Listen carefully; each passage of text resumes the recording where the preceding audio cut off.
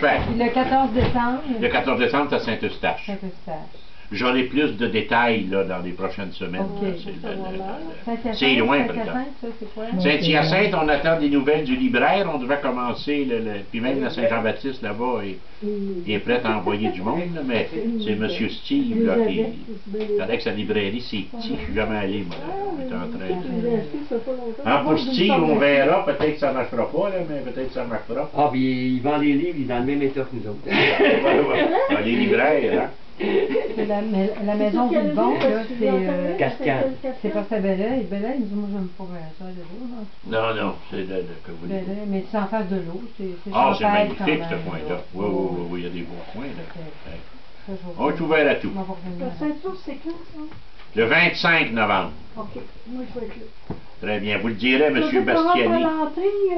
Comment? On se présente à l'entrée ou c'est Oui. d'avance? Non, vous présenterez à l'entrée, mais ce que je ferai, là, j'aurai des billets, mettons, la semaine prochaine.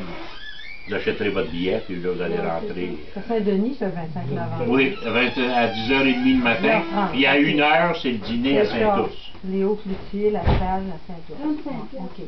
30. 25 quand on C'est y va. monté, je pense que j'ai quelque chose. Donc, sur l'ordre de Jacques Cartier, J'ai pas mon ça va réunir des gens de toutes les provinces. Moi, je me souviens, une fois, j'étais allé faire une conférence à Saint-Boniface en 1985 pour les 100 ans de la pendaison de Riel. J'étais assis dans l'auditorium, il n'y a pas un mot qui parlait, c'était comme un colloque. À un moment donné, il y a un homme qui s'assoit au côté de moi, un gros bonhomme, je ne l'oublierai jamais. Il me donne la main, puis il me fait le signe de l'ordre de Jacques Cartier. C'était le juge en chef de la Cour supérieure du Manitoba. Ah, mais ça n'a pas été fort, Manitoba, non, français. mais non, ça ne l'est pas. Mais je veux juste vous dire comment est-ce que c'était répandu. Une autre fois, je prends la parole à l'université de Moncton. C'était présidé par le lieutenant-gouverneur du Nouveau-Brunswick. Pas du monde que je fréquente beaucoup. Un monsieur Flynn, c'est un Canadien français. Il me donne la main, il me fait le signe de l'ordre de Jacques Cartier. Donc, dans les provinces canadiennes, il y avait de l'ordre de Jacques Cartier. La société secrète, ils se battaient, eux autres. C'était pas facile pour eux autres. Mais ils nous ont aidés à avoir les timbres bilingues, la monnaie bilingue, les chèques bilingues. Puis on aidait ceux dans la fonction publique, et ainsi de suite.